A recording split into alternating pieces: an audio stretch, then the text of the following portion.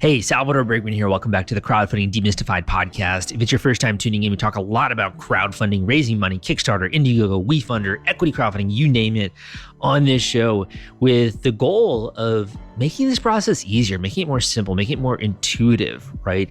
And also to inspire you, to inject a new level of inspiration into your work, to make it so that you're not just trying to, do a moderately successful campaign, but you're really swinging for the fences. And I think that's what people want at the end of the day. I think that's what you're capable of. And we sell ourselves short so much in life, what we are capable of. I guarantee you, if you are one of those rare few who are preparing for a campaign and are listening to a podcast like this, you are capable of more than you think. And new brands get started all the time. And I think today's episode is honestly a great example of that.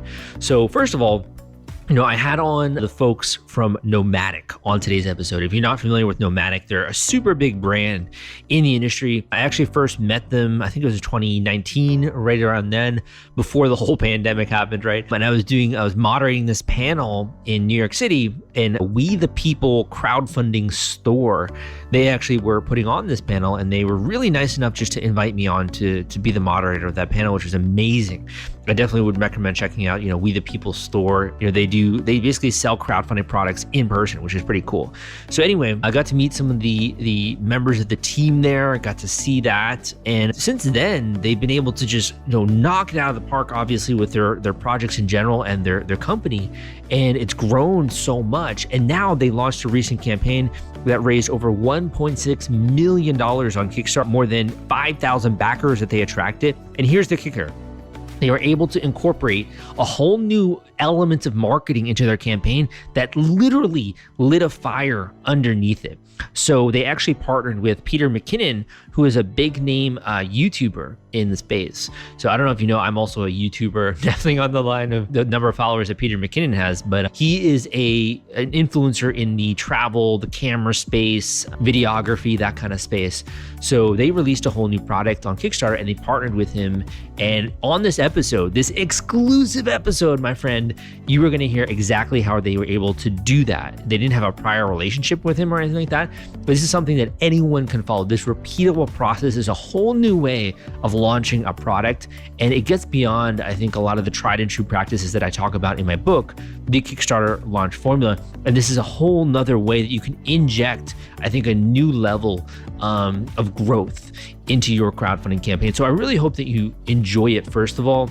In addition, if this is you're just starting to get into crowdfunding, definitely recommend the book, The Kickstarter Launch Formula. Spend so much time, put so much energy into making that digestible for you. So if you're interested, you can go check it out at crowdcrux.com/Kickstarter audio. That is crowdcrux.com/Kickstarter audio, crowdcrux.com/Kickstarter audio. That will take you to the audible version of the Kickstarter Launch Formula, the book that I wrote. In addition, at the end, I'm going to talk a little bit about a new community that I am building with secret crowdfunding workshops. Super cool, right? So I'm going to talk a little bit about that. But without further ado, let's get into today's episode where we learn how the NOMATIC team was able to raise more than $1.6 million from more than 5,000 backers, partner with a mega influencer, and how you can do the exact same. You get to hear the inside scoop on their strategy, and it's coming up right after this. If you're worried about the fulfillment and shipping part of your Kickstarter campaign when it comes to getting out all those perks and rewards to your backers, rest assured, I've put together a complete Kickstarter fulfillment and shipping checklist for you, and it's free. This is sponsored by the folks at Fulfillment, and they thought that you should have this checklist as part of your arsenal going into a crowdfunding campaign. If you want to get instant access to this checklist and it's free, you can go to fulfillrite.com/checklist. Again, that is fulfillrite.com/checklist. fulfillrite.com/checklist. Just go to that link and you can download it immediately. Hey guys, welcome back to the Crowdfunding Demystified podcast. Today we have a mega success on the show who run a bunch of different crowdfunding campaigns, also super successful e-commerce brand for NOMATIC. This company not only has come out with some really incredible, innovative products, but they've also been on the cutting edge of marketing. And we have John here, one of the co-founders on the show. John, welcome to the podcast. Thanks for having me. Definitely, man. So let's get started. Let's talk a little bit about the Everyday Carry line, the most recent project that you launched with Peter Mckinnon. Can you tell listeners just a bit about it? Yeah, so this is the second collaboration we've done with Peter Mckinnon. The original line was a travel line that we did about 2 years ago. So we launched that on Kickstarter. Yeah, the first campaign we raised about 2.7 million. And then this most recent one I believe we did 1.7 million. So both lines are awesome, kind of built for different things, but it was really fun to work with Peter Mckinnon on that campaign and build a camera bag that fit his needs. And for those that aren't aware, you guys obviously have done a bunch of different projects. When did you really start getting involved in the Kickstarter ecosystem?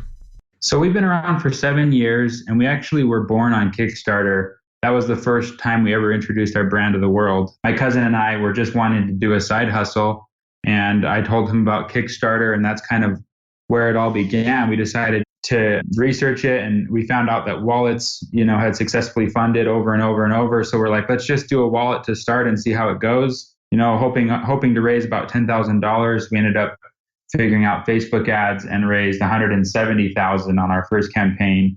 And this was back in the glory days of Facebook ads where, it felt like you were just printing money basically, and conversions were high and it worked really well. And so we just kind of replicated that process over and over. We've launched 11 campaigns now and raised over 13.5 million. Congratulations. Incredible success, man. So at some point you obviously, you also transitioned to e-commerce. What do your operations look like now? I'm sure it's very different from when you were getting started there just on Kickstarter. Yeah, totally. So there was a point where our e-commerce sales kind of outgrew what we were doing on Kickstarter. And it was around the time we were launching the travel bag, our first kind of bag product that we had ever introduced. We also went through a name change. Originally, the company was actually named Basics Products.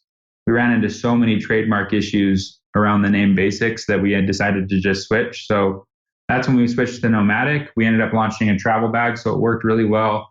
Like on a branding side, it felt right. And I think your customers kind of just accepted it quickly. And we stuck with bags, and we've kind of done mostly bags. We've done some accessories and some other things like that. But the e-commerce transition was fairly simple. I mean, we would run our Kickstarter campaigns, and then we always go live on Indiegogo in demand as soon as our Kickstarter campaign ends to keep collecting pre-orders. And then as we're manufacturing, we're taking pre-orders, and then as soon as we deliver, we kind of do the blast email to our followers and say, hey, we're live on our website. And that's when it kind of transitions over. And then we shift all of our Facebook advertising and marketing efforts to our website. And we've kind of built our brand that way through the website. So then we've got Amazon and some other channels, but probably 70% of our sales are through our e-commerce website. And I know that you obviously wear a lot of different hats, I'm sure, and have your fingers in a lot of different pies. How would you describe your role with Nomatic right now? Yeah, so originally was one of the co-founders. I mean, I still am a co-founder, and we just kind of divided responsibilities where my business partner was really good at sourcing products overseas. He was really good with numbers, so he managed all of the accounting. And then we worked heavily on the product design together for years. More recently, we've hired on an actual design team to work through product design and development in-house.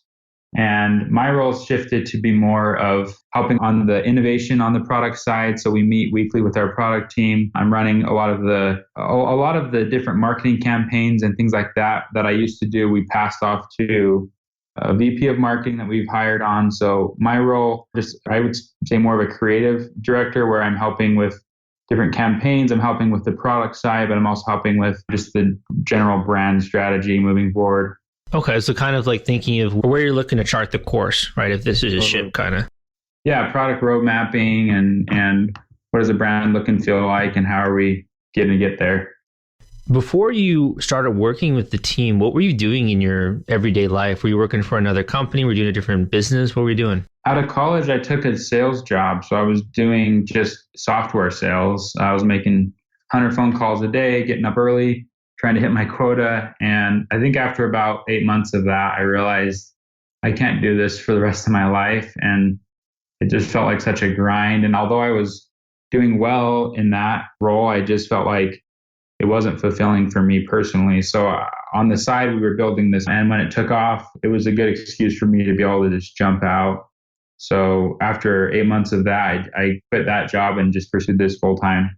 Yeah, I mean, I can imagine that's definitely a very grueling day. And now contrast that to what you're able to do now with your day. It's like you're almost like you have your own playground kind of, right? Because you can work on all these new products and you can get all of your ideas incorporated. Like that's super cool, man. Yeah, there's a lot of value for me that comes from the freedom to be able to do what I want when I want with my time. And I think that's probably one of my favorite parts about being an entrepreneur. It's what motivates me to work much more. You know, they say that the only entrepreneurs are the only people that will work 80 hours to avoid working 40 hours. I love that. That's got to be like a bumper sticker or something. You know, I think a lot of people also just don't even consider themselves entrepreneurs. It's more of like you just want to create something, right? You want to get something out there. It's more of just building value with the team. And we've grown our team to about 15 people now, and we have great guys that are doing a lot of the day-to-day for us. And so we just kind of manage the strategy and overall brand vision now. For sure.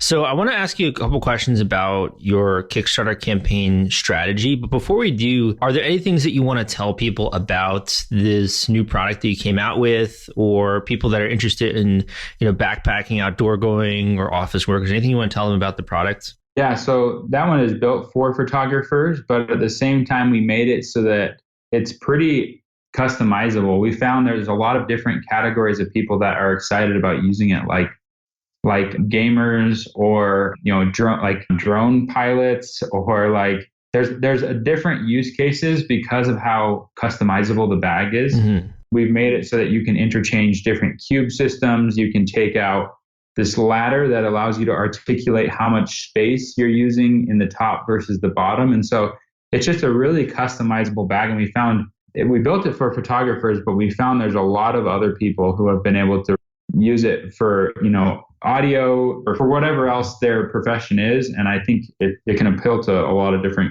groups of people. One of the things that looks like you've been doing differently recently is working with influencers. So you mentioned at the beginning, really nailing down things like Facebook ads and the marketing strategy. And obviously you guys have absolutely crushed it with that. What led to this different decision to start to work with some influencers and people to help you with partnering, I guess, on the project? Yeah, it's exactly that. It's that we've always worked with Facebook, and that's kind of been how we drive ads to our campaigns. But over recent years, ad costs have essentially doubled year over year, and it's just gotten harder and harder to make it work. So after that happening so long, it starts to get to the point where Facebook ads don't turn a profit as easily as they used to. And so we have had to find other methods of driving new traffic. And so working with influencers is definitely a valuable way if you can do it right. We actually partnered with a company called Space Station Integrations. They're local in Utah as well as us. And so we've become good friends with them. Originally, they're the ones who introduced us to Peter Mckinnon. And so they made that relationship happen. But more specifically for this campaign, we just gave them a budget and said, here's how much we want to spend on influencers. And they were able to place product with 10 or 20 different influencers. And we got, 10 dedicated videos on YouTube. We got a bunch of integrations within YouTube. And so on launch day, when everyone woke up, their YouTube feeds were just filled with Peter Mckinnon content. And I think a lot of people were shocked at how well we were able to integrate that into the market. And so that's what we've done with this campaign. That's the first time we've ever pushed influencer marketing really hard. And with Space Station, how did you guys come across them? Was this a recommendation? Did you just Google it? How did you come across them? I'm trying to remember. Originally, it was just our attempt to start working with some YouTubers. And there's one locally in Utah called Sean Duras. He's known for like skating and stuff like that, but he's built kind of like a brand and a family channel around himself. And so originally we just went to his little warehouse. We dropped some bags off and kind of just became friends with those guys. And so the relationship's just been built over years of us just like hooking each other up with product or making connections. And so it's just been a valuable relationship to have. Yeah, so I assume he might have introduced you to it or something like that. Yeah, so he's part of Space Station. That's another company that he started. So I think he's one of the yeah. So sorry, I didn't make that connection. But there's two guys, Sean Holiday, and then they're both named Sean. So Sean 2.0, yeah. The other guy that has built a YouTube following and texted me now, Snapchat and TikTok and all that. So they've pushed all the social channels with his following, but the influencer side has never been one of our strategies until more recently. And it's worked really well for some of the ones we worked with. Do you have any thoughts on how to really make that a good proposition for the influencer? Is it finding one who fits well that would be a customer of the product? Is it being willing to send them samples or having a budget? Like, what do you think people really need to hit those checkbox items to really get someone interested that they've never met? Yeah, the best integrations, or I guess the best influencers that we've worked with, whether you call them creators or influencers, whatever, the best way to work with them is to do exactly what you said. You make sure that you're aligned as far as like their audience, will be interested in the product that you're offering. And then a big part is just making sure that they're feeling, it feels like a lot of creators like to get compensated just based on creating the content rather than like some kind of affiliate link or some kind of commission. They don't love that. They like to just get like a flat fee, call it $5,000 or $10,000. And then the main thing that as a business you want to make sure is that if it's a dedicated video that's about your product and they have a specific call to action where they say, go click in the description, the link is there, that's when they will drive traffic. If it's just an integration where they're, on some trip and they say, hey, by the way, I have this cool Peter McKinnon bag, and then they just keep talking about other stuff, that's going to drive zero traffic to your campaign. So if you're going to work with an influencer, just make sure that you figure out a budget that makes sense for both of you and then that you both understand. We need this to be a dedicated video where you talk specifically about the product, its features, what you love, and then you give a call to action to say, here's what I want you to do. Go click on this link, go back their campaign. If they endorse it like that, then it's just so much more valuable. And then it works out for both people. So I would say that's kind of what we've learned from working with creators. Mm-hmm. And you should sort of think of it as almost hiring them as like a tiny freelancer agency to make this. And the fact that they have an audience is just kind of like a bonus almost. Yeah, exactly. If you just see product, it's not really going to, I don't know. I guess maybe if they love it and they shout it out and stuff, then it makes a difference. But we've had some big names carrying our products. I mean, we've had Casey Neistat, we've had, Conan O'Brien, we've had some big, Trevor Noah, like big names. And these people just have our products, but they don't talk about them. And so we never see any results. But you have someone like, Maddie, who's one of Peter McKinnon's best friends, and he gives a shout out, specifically an entire video dedicated to the bags and says, go purchase this bag. And he drives tens of thousands of dollars in sales. So it just depends on who you're working with. Make sure that they're aligned with the audience, that their audience aligns with the product you're selling, and then just make sure that they have a specific call to action. For sure. Yeah. I would also think, it might make sense for like fashion. Like you see Madonna wearing some kind of designer gown, and like obviously the media is going to go crazy over that, but no one's talking about like Trevor Noah's bag, right? So there might also be the media coverage there. So one other quick question there is, so you're talking like 5 or 6K. That doesn't seem actually out of reach to be able to get on an influencer's radar. Do you have any thoughts on like, if I'm trying to go after an influencer with like, I don't know, 250,000 followers or a YouTuber, is that a realistic budget, or is this something where people are going to be considering more? I think so. It really depends on the creator, and it depends on how much push power they have. Some creators push products all day, every day. And so 250,000 followers might mean nothing because their audience is just sick of being pushed product. Yeah. Where other creators, they don't ever push product. And so when they randomly do a sponsored video, they see a lot of traffic. So it depends on the creator. It depends on their engagement. But, I just say, I don't really have like a general rule, like every 100,000 followers is X dollars. But, I would say if they're in the hundreds of thousands, I think you could probably land a deal for under $10,000 for one post. If they're over 1 million, then they start to get more pricey. Yeah. Understood. Makes a lot of sense. Yeah. I think those are some good ground rules. So walk me through the story. You guys are sitting there, you're waiting for the campaign to launch. You're hoping that all of this marketing and brand building and influencer partnerships work out. and then you launch and you kind of see that effect. Would you say that it was on par with Facebook ads? Was it like a different channel that just brought in more funding? Did it blow your mind away in terms of the way it was effective? What was it, the comparison to some of the other projects you've done, incorporating that element? It definitely filled the gap of what Facebook didn't accomplish this campaign. Like, the ads just were not performing as well on this most recent campaign as they have on past campaigns. And so, you have to understand, with ads, you're able to scale those and continue to push budget behind them. And so there's value in getting Facebook ads to work because you can keep driving traffic to those until you've exhausted the audience. But with a dedicated video on YouTube, for example, you see the majority of the sales come in day one, and then about half of that will come in day two, and then it's dramatically decreases to the point where it's, the long tail of visitors coming decreases a ton. So let's say Peter McKinnon posts and we make $10,000 the first day. It's likely the next day we'd make about 5,000 from that video, and then the next day like maybe 1,000, and the next day like a couple hundred. So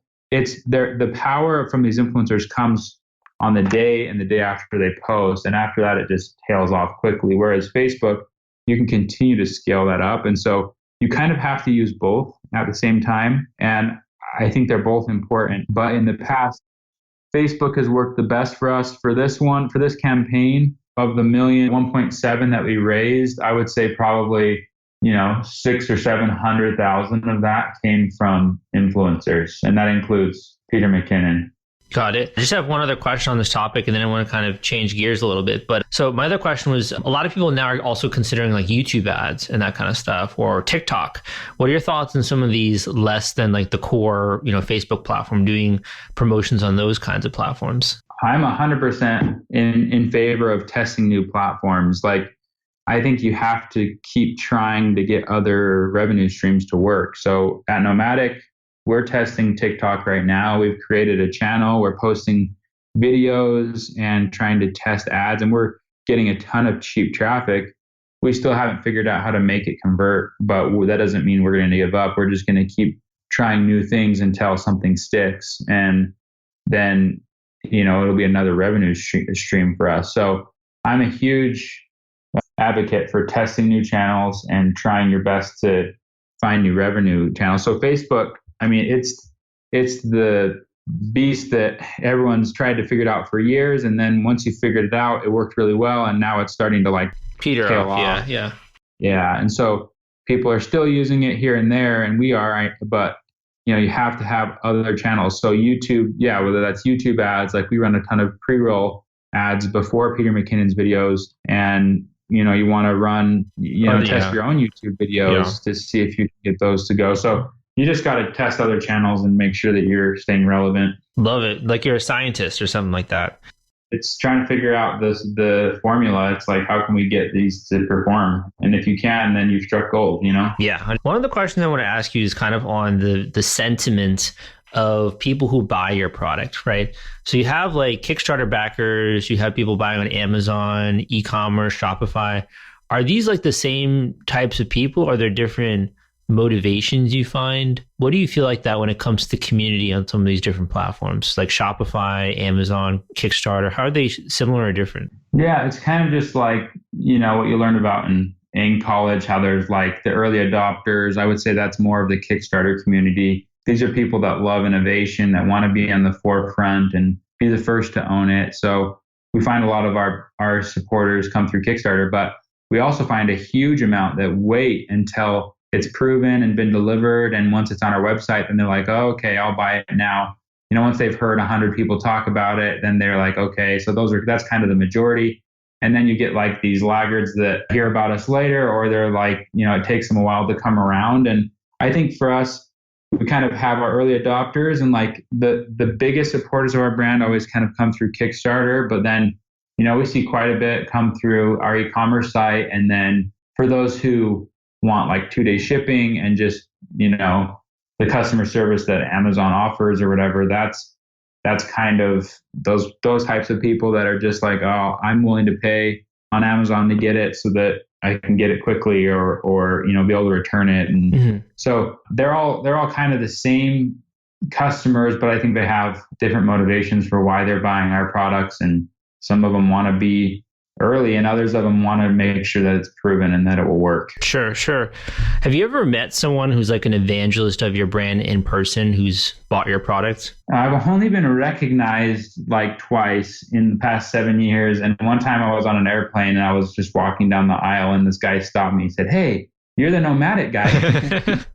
And that was the only time that I've ever actually been like recognized. But he's like, "I've got your bag. I love your stuff." He was just, a diehard fan. And so that was fun to kind of like find someone. I all the time, as I'm traveling, I'll see product out there in the wild. And sometimes I'll sit next to him and say, "How do you like that bag?"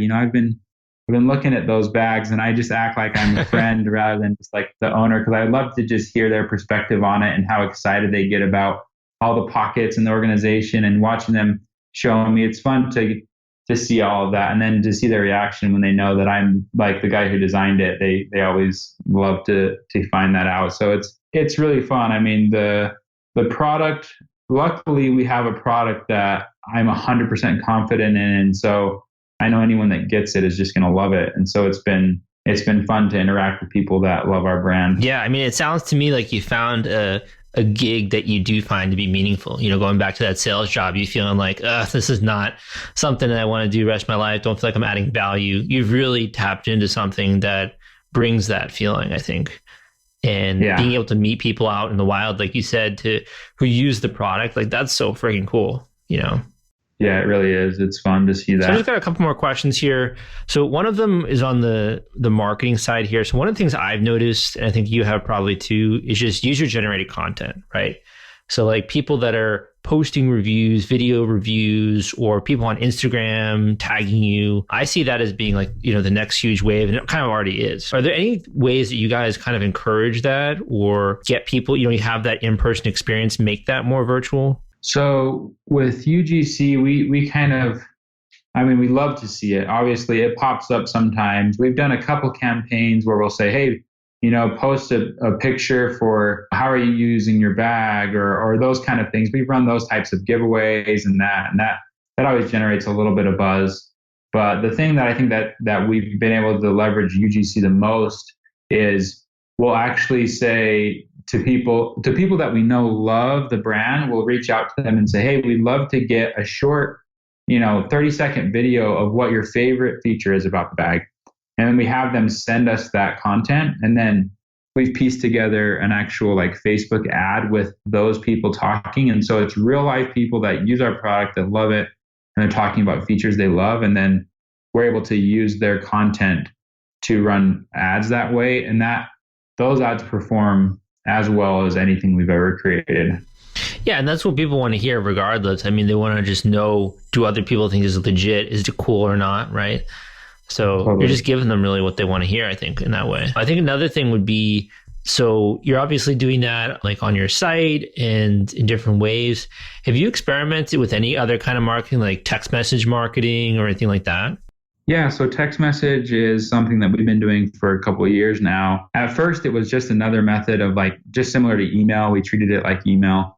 But more recently, we've gotten creative with campaigns. So we call it our VIP group. So anyone who's subscribed to text, we say, "Hey, you get special deals." And for like a week, we'll do a drop every day. So we'll say, for the next 7 days, we're giving just people who have subscribed to our text messages a special deal, and it only lasts for like 2 hours. And what that does is it creates urgency because, everyone has their phones so readily available. And especially with text message, it's like you usually see a text message within 30 minutes of getting it. And so that's allowed us to leverage that to say, "Hey, these people are getting like really good deals and like 50% off. And then but it only lasts for 2 hours. So they know they have to act fast." So it creates this urgency. It makes them feel like they're some elite group, and they are, because they're our loyal customers that have subscribed to text. And then we're giving them a sweet deal. And so everyone's winning. That's been a fun way that we've leveraged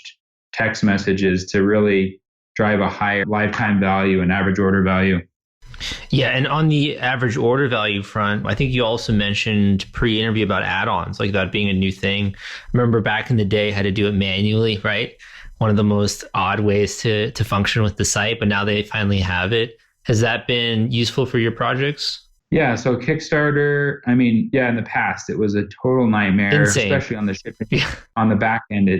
For people like us that launch like 5 products at a time and in 2 different colors, it's like near impossible to get the exact thing that people want. And so, the biggest thing is just helping conversion, because now people don't have to do all this strange math in their head trying to figure out what add-ons they want and pledging more than the actual reward. Now it's like feels more like a shopping cart. So I'm super grateful Kickstarter added that, and it really helped us get the data earlier on to know like, oh, okay, this is how many of this product they're buying, this is how many of this product they want. And so it allowed us to kind of place our purchase order a little bit earlier so that we knew what quantities to expect, rather than having to wait for like a backer kit survey to go out or a Kickstarter survey to get their info. If you had a magic wand, you could wave it and you could have some bit of functionality created or improved with the Kickstarter platform, what would you choose? Well, the one I've been begging for years is just a Facebook pixel. Like, how can we still not track conversions through Facebook? It's ridiculous.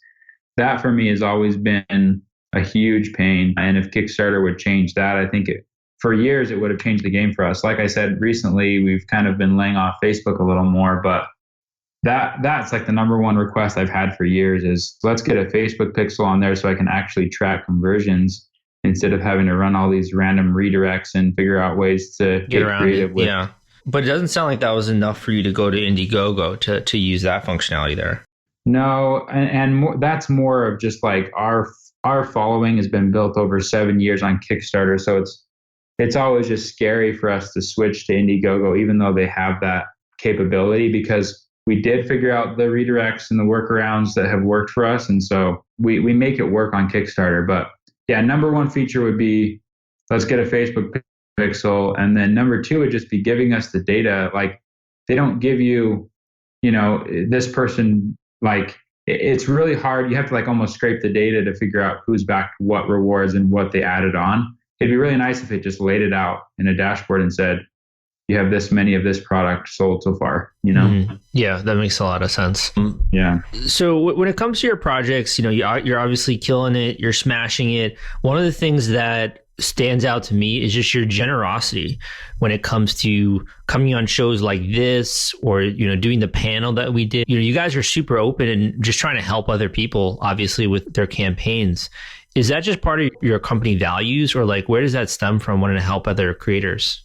I think both Jacob and I have ran into so many people throughout the years that have helped us and like gone to free lunch with us or spent an hour teaching us how to run Facebook ads or made a connection that changed the business forever, whether that's giving us a referral for a factory, or we've had so many people like that along the way that I can point to and say, man, that one conversation for an hour literally made the difference of millions of dollars in our business. And so those conversations for me, my hope is that I can, I guess, give back in a way to say, hey, I want to be that for another creator. I love entrepreneurship. I love encouraging people to start their own things and have the freedom that comes with building your own brand. And so for me, it's like, if something I say on this podcast now inspires someone to go do it on their own and helps save them time or money or helps grow value, then I've won and they've won, Yeah, I think you said it right there also, that like the tactics and the strategy, all that stuff is out there. Like, have to focus on learning it and testing and all that stuff, but it's out there. But just that will to quit the sales job or to do this other thing, to take a chance, we need more of that kind of inspiration, I think, to encourage people to do that. So I appreciate you coming on the show, man. My final question for you, you can speak directly to the audience, is if you could speak to someone who is in that beginning phase, would you leave them with a final tip, a word of encouragement, something you wish you knew, anything along those lines? And also, where can people go to check out your products? Yeah. I've said this before, but I think it's something that's really important to realize, is that everyone is more capable than they think they are.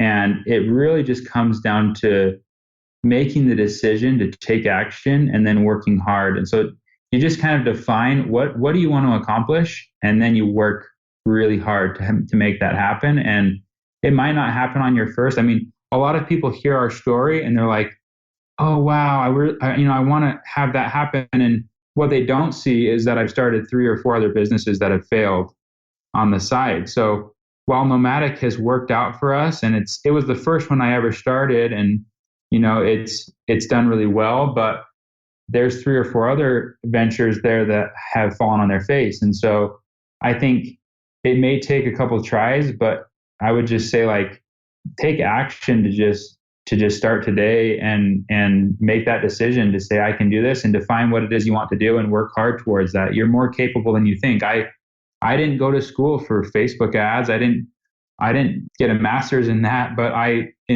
after sitting down with someone for an hour, I was able to get pretty dangerous with Facebook, and I was able to explore and figure it out with spending time testing over and over. And so I would say bet on yourself. Yeah. I think that makes so much sense. And, just to piggyback off what you said, no one's even going to know about or be aware of your failures unless you mention them, right? Totally. So everyone knows you for Nomadic, and I'm sure you've done a bunch of other, stuff on the side, but like no one even thinks about that. So there's really no repercussion at all.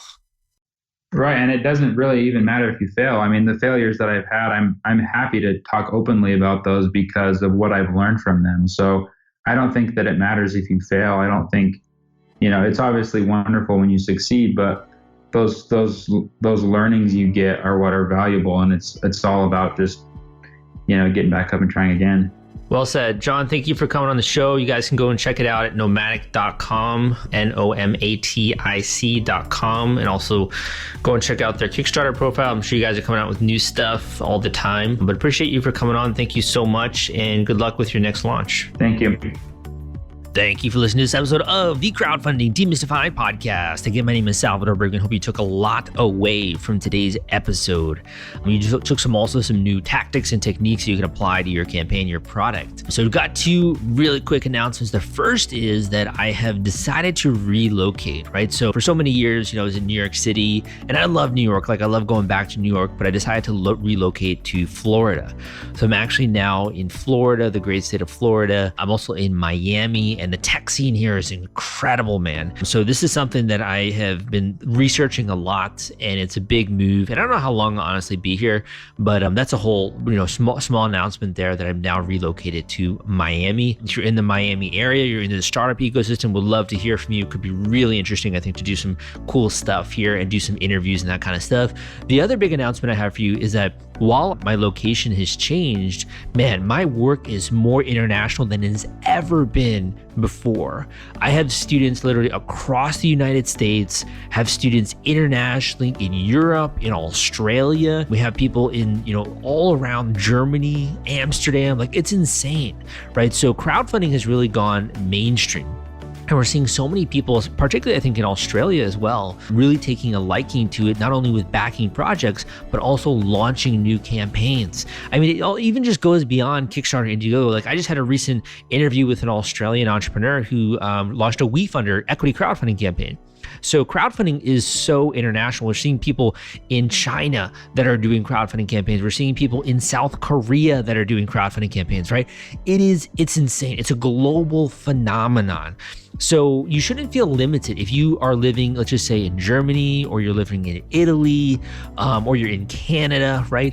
Does not matter. You can launch a successful campaign. The cool thing about being an entrepreneur or a creator or an inventor nowadays is you can gain access to all these different marketplaces online and learn from people when they're not necessarily right there in person with you. And also, you can attract customers from the major markets around the world, and you don't necessarily have to live in those markets. So if that sounds exciting to you, if you really want to tap into this, what I think is like a major phenomenon, the fact that you can learn from people around the world, that you can sell to people around the world, and that you can make connections with people around the world to raise yourself above the local community that you have the ability to tap into, and really just like put yourself in the best position to be successful, I got an incredible opportunity for you, man.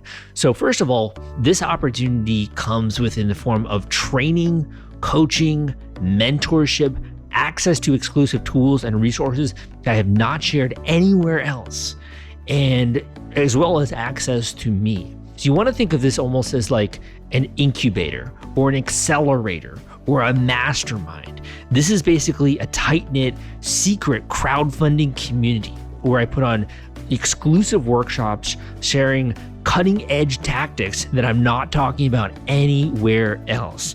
And in addition, the cool thing about this is that you get to meet and network with other creators as well who are doing super cool stuff. Like literally some of the students that I have, I am blown away by the new products that they're coming out with. And it's really just, I think, a basis where, for some people out there, you just want to download and steal all of my techniques and worksheets and checklists and resources and tools. You just want to steal it. You want to take it, and that's fine. That's the whole reason why I created this. I'm not a big guy into like proprietary. If I discover a formula, I'm going to put it out there for the world to learn. I actually love that about Elon Musk. Like, he open sourced his patents, which is pretty confident to do. So like when I discovered the formula behind launching a successful Kickstarter, I wrote the book, the Kickstarter Launch Formula, because I want to get it out there. That's what I try to do with the podcast, Crowdfunding Demystified. I try to demystify it for you. But this is like another layer deep where you're getting a cutting edge resource that's literally going to hold your hand, as well as me there to help you every step of the way.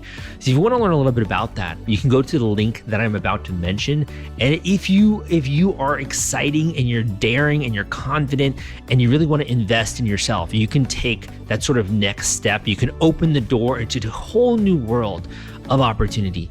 So this link I'm about to mention is crowdcrux.com/mastermind. That link is crowdcrux.com/mastermind, crowdcrux.com/mastermind. This is not for the faint of heart. This is for you if you are serious, if you really are invested in giving yourself the best chance of success, if you want to make sure that you're following a proven path to get your campaign funded.